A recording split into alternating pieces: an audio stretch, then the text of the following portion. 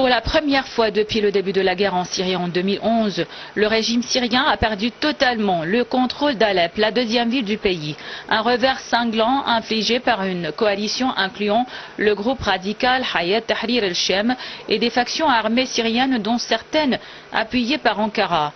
En riposte, des avions syriens et russes ont mené de nouvelles frappes sur des secteurs tenus par ces groupes dans la province d'Idlib. Le 27 novembre, et à la surprise générale, Hayat Tahrir el-Shem et rebelles présents en force dans la province d'Idlib avaient lancé une offensive fulgurante, s'emparant de dizaines de localités ainsi que de la ville septentrionale d'Alep, à l'exception de ses quartiers nord habités par des Kurdes. Le président syrien Bachar el-Assad a cherché à obtenir le soutien de ses alliés face à l'assaut qui a fait des centaines de morts. Dans un entretien téléphonique avec son homologue iranien, Masoud Pezeshkian, le président syrien a déclaré que l'escalade terroriste visait à tenter de morceler la région, d'effriter ses États et de redessiner la carte de la région conformément aux intérêts et aux objectifs de l'Amérique et de l'Occident. La Turquie est frontalière de la Syrie, ainsi que l'Iran, la Russie et les États-Unis ont une présence militaire en Syrie. C'est grâce à l'appui militaire de la Russie, de l'Iran et du Hezbollah que l'armée syrienne avait réussi en 2011 à inverser le cours de la guerre en reprenant une grande partie du territoire et en 2016 la totalité d'Alep, deuxième ville de Syrie. Accaparée aujourd'hui par sa guerre contre l'Ukraine, la Russie, qui dispose de plusieurs bases en Syrie, a dit vouloir aider le président syrien et l'armée syrienne à repousser les factions armées. L'Iran a lui réitéré son soutien ferme au régime Assad et son chef de la diplomatie, Abbas Araghchi, a rencontré les responsables turcs à Ankara après un entretien avec Bachar el-Assad. Dans un communiqué conjoint, les États-Unis, la France, l'Allemagne et le Royaume-Uni ont appelé dimanche à la désescalade en Syrie, soulignant l'urgence d'une solution politique. Les États-Unis, qui disposent eux aussi de soldats au sol dans le nord de la Syrie, soutiennent les forces démocratiques syriennes dominées par les Kurdes qui ont combattu Daesh en Syrie.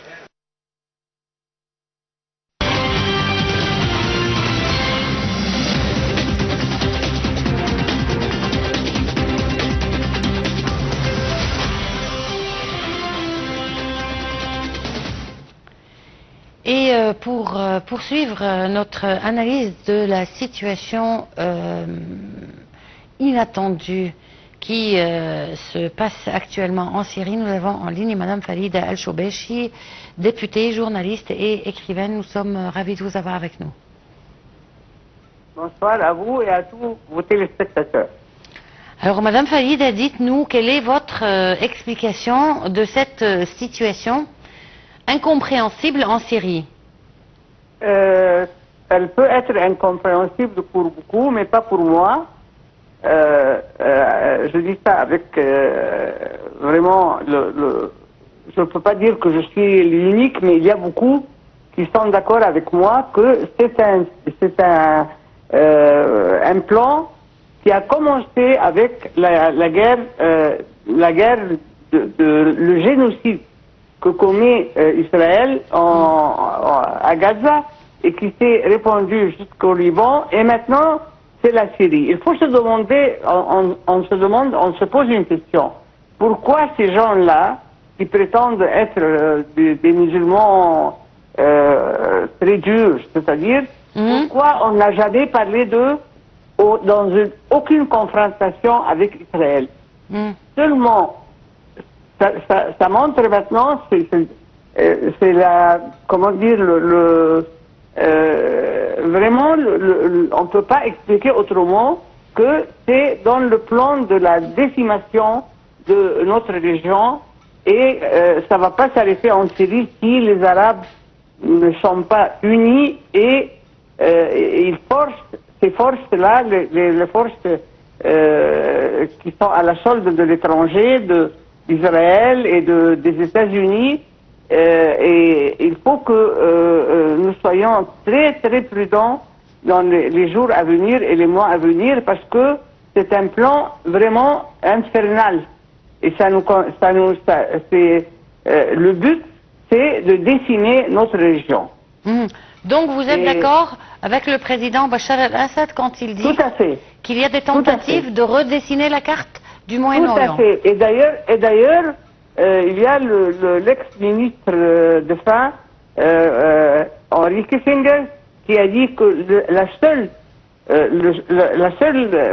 comment dire, possibilité pour Israël dans la région, c'est de dessiner cette région et de la diviser en mini-États racial et confessionnel.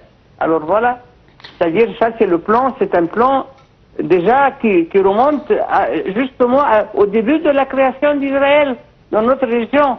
Parce que tous les fondements qui ont été présentés comme quoi c'est un retour historique et je ne sais plus quoi, nous, vous et moi et tous les gens qui sont là, qui leur a dit qu'on n'était pas des juifs et qu'on s'est converti au christianisme et ensuite à l'islam? Pourquoi il faut seulement considérer que les juifs, et qui ne sont pas palestiniens, qui ne sont pas de cette région, des juifs, il y a les juifs africains, il y a des juifs américains, français, australiens, et tout ça c'est pas leur patrie. Et d'ailleurs c'est pour ça qu'ils sont très méchants avec nous, parce qu'on n'a pas le même sang, on n'a pas le même origine, quoi. Oui, mais comment peuvent-ils réussir ou envisager de réussir à changer la carte de la région? Et qui va les autoriser ou les laisser faire cela? Qui? Il faut, justement, vous avez raison, il faut qu'on se pose, et il faut qu'on lutte pour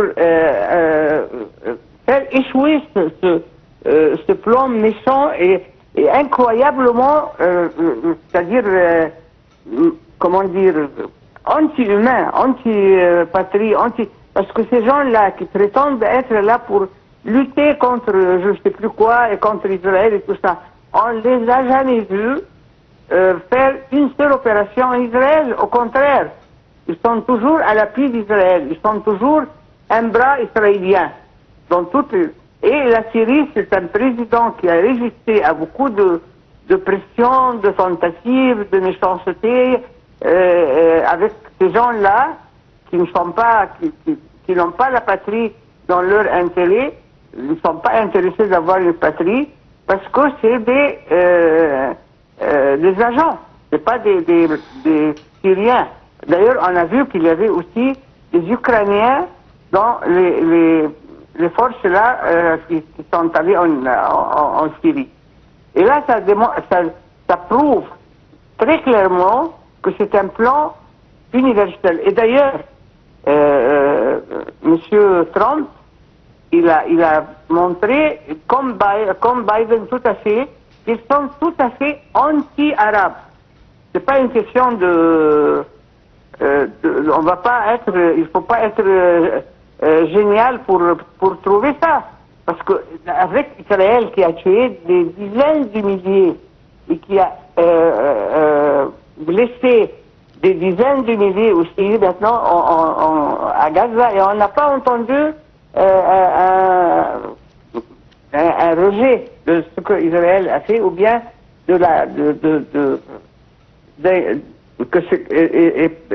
dire que c'est un crime, c'est-à-dire. Et là maintenant, il ne parle pas, seulement Trump hier a parlé des Israéliens qui sont emprisonnés chez Hamas. Et il n'a même pas dit un seul mot sur les dizaines de milliers qu'Israël a tués et sur la démolition d'une partie de Gaza où on ne peut plus vivre. C'est-à-dire il est devenu invivable. Alors là, on voit très bien que c'est un plan et comme vous le dites, la seule solution devant nous et la seule possibilité de réussir à éliminer ceux qui sont pour la destruction de notre patrie, il faut que nous tous on s'unisse et que on essaye d'être une seule patrie, une seule nation pour empêcher le crime qui nous attend. Oui, mais ma question là est les réactions des pays occidentaux et des États-Unis concernant les hostilités d'Israël au Liban, une attitude qui diffère complètement de celle adoptée pour la Palestine, et en même temps, on voit un empressement de la part de l'Occident et des États-Unis de régler la question en Syrie. En Syrie? Oui. Non, ils ne veulent rien régler. La preuve, c'est qu'ils ont dit qu'il y a un cessez-le-feu au Liban et Israël continue à faire ce qu'il veut. Israël continue à bombarder, à tuer, jusqu'à maintenant. Donc le cessez-le-feu n'a pas été respecté de la part d'Israël au Liban? Non, il n'a pas été respecté du tout. Du tout. Il n'y a rien qui a été, rien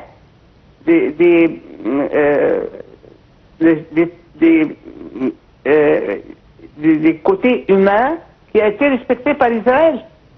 Et d'ailleurs, ils ont dit que, et moi j'ai commenté ça une fois, ils ont dit qu'ils vont quitter le Liban après le cessez-le-feu dans 2 mois. Pourquoi 2 mois?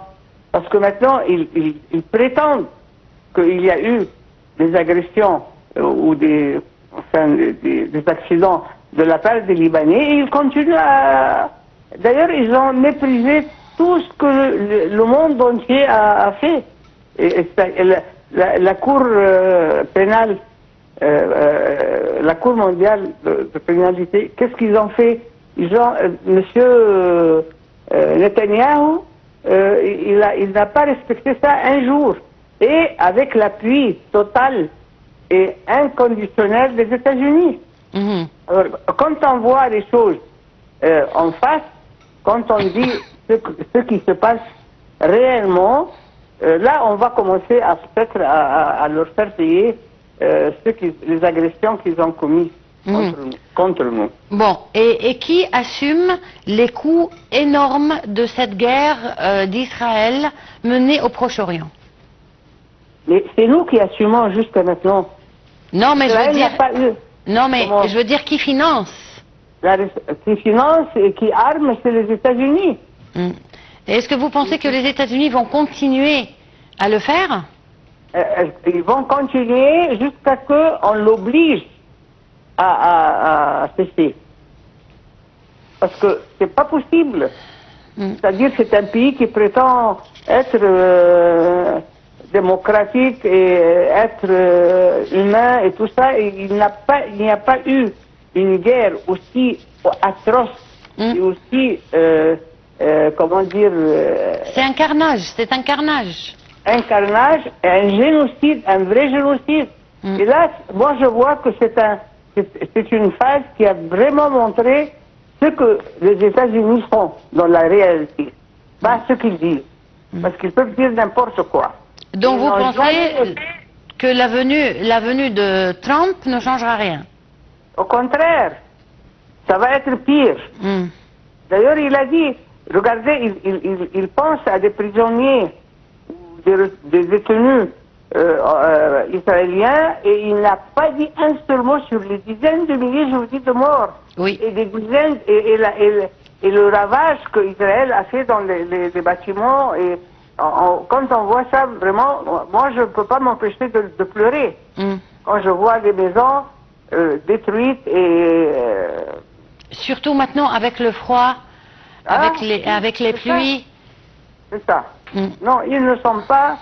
Ils n'ont, à mon avis, ils n'ont pas montré un seul signe qu'ils appartiennent à l'humanité. Vraiment.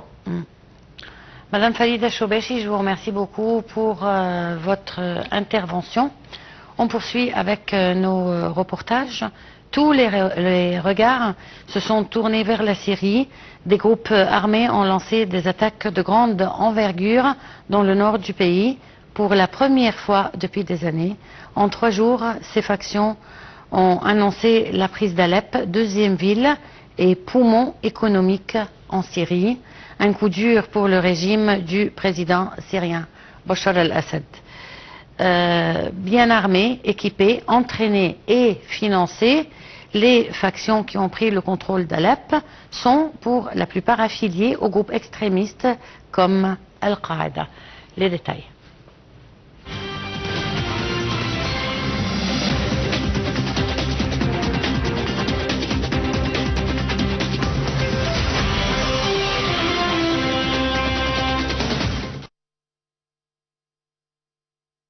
Hayat Tahrir al-Sham était connu sous le nom de Jabhat al-Nusra jusqu'à sa séparation avec Al-Qaïda en Syrie en juillet 2016. Il est considéré comme le plus important groupe armé sur le territoire syrien. Hayat Tahrir al-Sham a été formé en janvier 2017 à la suite de la fusion de plusieurs factions terroristes puissantes dans les territoires syriens. Le nombre de combattants de Hayat Tahrir al-Sham dirigé par Abu Muhammad al-Golani est estimé à plus de 25 000 soldats. Ce groupe dispose d'un arsenal diversifié comprenant des armes légères et moyennes, en plus des véhicules blindés et des chars qu'elle a saisis auprès de l'armée syrienne. Ce groupe est équipé, financé et entraîné par la Turquie et plusieurs autres pays comme l'Ukraine qui lui ont récemment fourni des drones pour renforcer ses capacités. Ahrar al-Sham, ce groupe est l'une des factions combattantes sous l'égide de l'opposition. Apparu en 2018, Ahrar al-Sham a été formé par la fusion d'une dizaine de groupes terroristes.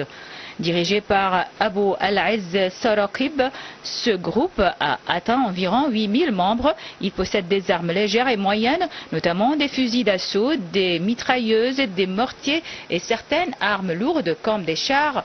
Soutenu par la Turquie, Ahrar al-Sham a des liens étroits avec l'armée nationale syrienne. L'armée nationale syrienne. Ce groupe armé a une grande importance car il est considéré comme le point de connexion entre tous les groupes et les factions. Par le passé, il a pu avoir des liens étroits et des intérêts communs avec tous les groupes et les factions qui combattent en Syrie. Créé en 2017 et soutenu par la Turquie, cette alliance de circonstances est constituée de factions qui se regroupent autour de leur opposition au gouvernement syrien du président Bachar al-Assad, son armée et ses alliés. Ce groupe, estimé à environ 50 000 membres en 2016, a annoncé à plusieurs reprises qu'il s'opposait également aux forces démocratiques syriennes dirigées par les Kurdes et soutenues par les États-Unis. En 2018, les forces démocratiques syriennes ont pu chasser Daesh des territoires syriens. Le Front national de la libération. Cette force a été formée en 2018 et est composée de 11 factions armées et bien équipées dont le nombre s'élève à environ 10 000 personnes.